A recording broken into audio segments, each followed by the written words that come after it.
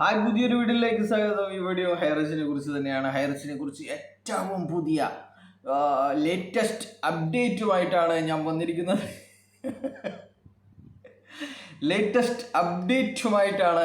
വന്നിരിക്കുന്നത്.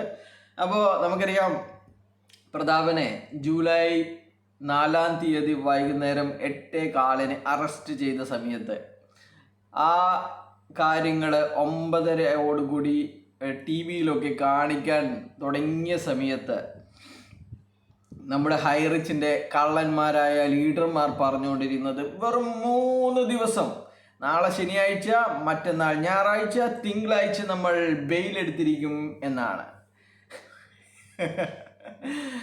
വെറും 3 ദിവസം മാത്രമേ പ്രതാപൻ സർ ജയിലിൽ കിടക്കേണ്ടി വരികയുള്ളൂ എന്നാണ് അന്ന് ഹൈറിച്ചിൻ്റെ തെണ്ടികൾ പറഞ്ഞുകൊണ്ടിരുന്നത്. എന്നാൽ ആ 3 ദിവസം പോയിട്ട് 300 ദിവസമാകാൻ വെറും ചുരുങ്ങിയ ദിവസങ്ങൾ മാത്രമേ ബാക്കിയുള്ളൂ എന്നാണ് പറയാൻ ഉദ്ദേശിക്കുന്നത്. അപ്പോൾ ഇന്ന് വളരെ പ്രധാനപ്പെട്ട ഒരു കാര്യം സംഭവിച്ചിരിക്കുന്നു ഹൈറിച്ചിനെ സംബന്ധിച്ചിടത്തോളം. ഹൈറിച്ച് നമുക്കറിയാം, ഹൈറിച്ച് കോടിക്കണക്കിന് രൂപ മണി ചെയിൻ ചെയ്തിട്ടുണ്ടെങ്കിലും 5 പൈസ TDS അടച്ചിരുന്നില്ല. ഇവരുടെ ഓഫീസിലുള്ള ആൾക്കാർ തന്നെയാണ് പറഞ്ഞത്, ഇവരെ TDS കട്ട് ചെയ്യുന്ന പരിപാടി ഇല്ല, ഇവരെ പൂളിംഗം ഇങ്ങനെ കൊടുത്തുകൊണ്ടേ ഇരിക്കുകയായിരുന്നു എന്ന്. എന്നാൽ അതൊന്നല്ല പറയാൻ വരുന്നത്, പുതിയൊരു വിവരമാണ്. ഹൈറിച്ചിൻ്റെ രേഖകളിൽ ഇൻകം ടാക്സ് പരിശോധന തുടങ്ങിയിരിക്കുന്നു എന്നുള്ളതാണ്. 14-ാം തീയതി, നാളെ കഴിഞ്ഞ് മറ്റന്നാൾ എല്ലാ രേഖകളുമായിട്ട് ഇൻകം ടാക്സിൻ്റെ കൊച്ചി ഓഫീസിൽ എത്താൻ വേണ്ടിയിട്ടാണ് ഇപ്പോൾ നോട്ടീസ് കൊടുത്തിരിക്കുന്നത്. 2022-23 വർഷത്തെ ഇവരുടെ എല്ലാ ഇടപാടുകളും അടങ്ങിയ രേഖകൾ 14-ാം തീയതി കൊച്ചി ഓഫീസിലേക്ക് എത്തിക്കണമെന്നാണ് പറഞ്ഞിരിക്കുന്നത്. 2022-23 ഇവരുടെ ഓഡിറ്റഡ് സർട്ടിഫിക്കറ്റ് പ്രകാരം ഇവർക്ക് നഷ്ടം, ഭയങ്കരമായ നഷ്ടം. എങ്ങനെ സംഭവിച്ചു എന്ന് ചോദിച്ചു കഴിഞ്ഞാൽ, ഇവരുടെ കമ്പനിയുടെ MD ആയ ആൾക്ക് കൊടുക്കേണ്ടുന്ന തുക കൊടുത്തിട്ടാണ് അദ്ദേഹം ഒരുപാട് കോടികളാണ് കമ്പനിയുടെ അഭിവൃദ്ധിക്ക് വേണ്ടി, കമ്പനി റൺ ചെയ്യാൻ വേണ്ടി അദ്ദേഹം സ്വന്തം നിലയിൽ ഒരുപാട് കോടികൾ ചിലവഴിക്കുന്നു. വർഷാവസാനം ഈ കോടികൾ തേച്ചും പ്രതാപൻ സാറിന് തിരിച്ചു കൊടുക്കുന്നു. പ്രതാപൻ സാറിൻ്റെ എടുക്കുന്ന കയ്യിൽ നിന്ന് എടുത്തിരിക്കുന്ന ലോണുകൾ തിരിച്ചടയ്ക്കുന്നു. MD ലോൺ കൊടുക്കുന്നു, കമ്പനി ഓടുന്നു, കമ്പനിയുടെ ലാഭം എടുത്തിട്ട് ലോൺ എടുത്തിട്ട് പ്രതാപൻ സാറിൻ്റെ കടം വീട്ടുന്നു എന്നുള്ളതാണ്. പ്രതാപൻ സാറിൻ്റെ കടമല്ല, പ്രതാപൻ സാർ കമ്പനിക്ക് തന്ന വായ്പ തിരിച്ചു കൊടുക്കുന്നു എന്നുള്ളതാണ്. അതാണ് ഇവർ കണ്ടെത്തിയിരിക്കുന്ന വളരെ ഈസിയായ, കേരളത്തിലെ ഒരു ഓഡിറ്റർമാർക്കും കണ്ടെത്താൻ സാധിക്കാത്ത സൂത്രവിദ്യയാണ് ഇവർ ബാംഗ്ലൂരിലുള്ള ഡപ്പാങ്കുത്ത് ഓഡിറ്റേഴ്സിനെ കൊണ്ട് ഇവരെ ചെയ്യിപ്പിച്ചത്. ഇങ്ങനെ ചെയ്തു കഴിഞ്ഞാൽ നമുക്ക് നഷ്ടം കാണിക്കാൻ സാധിക്കും.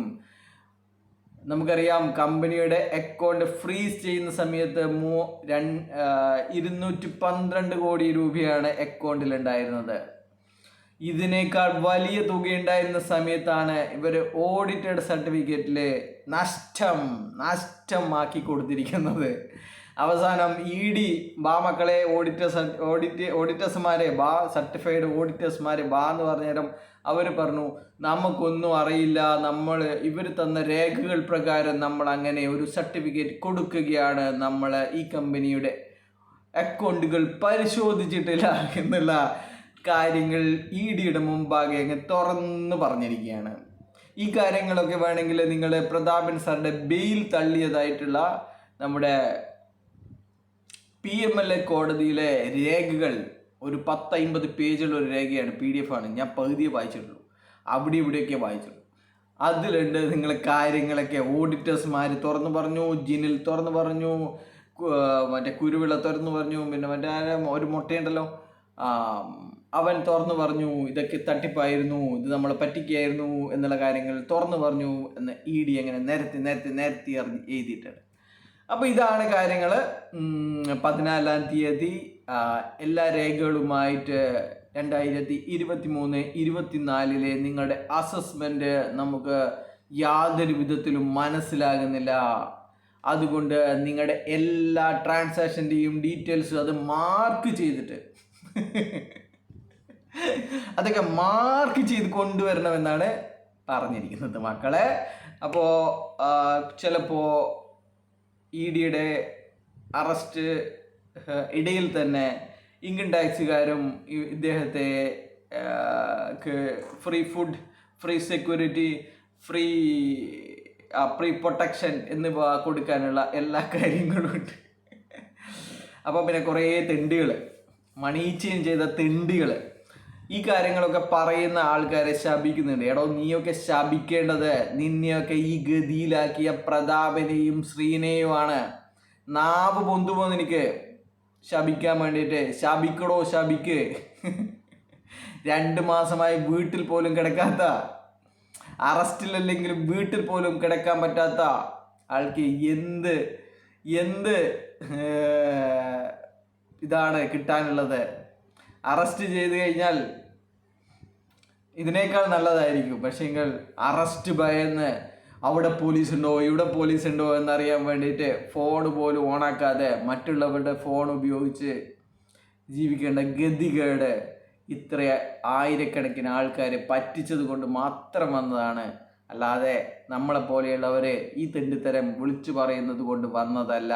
നീയൊക്കെ പറ്റുപോലെ ശപിക്കുവോ പ്രാവുവോ എന്ത് വേണമെങ്കിലും ചെയ്തോണ്ട് ആ സമയത്ത് വല്ല പണിയെടുക്കേ ഏട്ടാ. വല്ല പണിയും എടുത്തു കഴിഞ്ഞാൽ 5ൻ്റെ പൈസ ഉണ്ടാക്കാം. ആൾക്കാരെ പറ്റിക്കാൻ നിൽക്കണ്ട, വല്ല പണിയും എടുക്കുക. വേർത്തില്ല പണിയെടുക്കുക.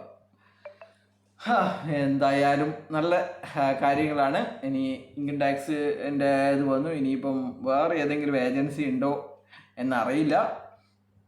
ഇനി ആ ഏജൻസിൻ്റെയും കൂടി അന്വേഷണം മാത്രമേ വരാനുള്ളൂ. നമ്മൾ കണ്ടതാണ് കോടതിയിൽ കഴിഞ്ഞ ദിവസം 3141 കോടി രൂപയാണ് പാവങ്ങളെ പറ്റിച്ച് ഈ കമ്പനി ഉണ്ടാക്കിയിരിക്കുന്നത്.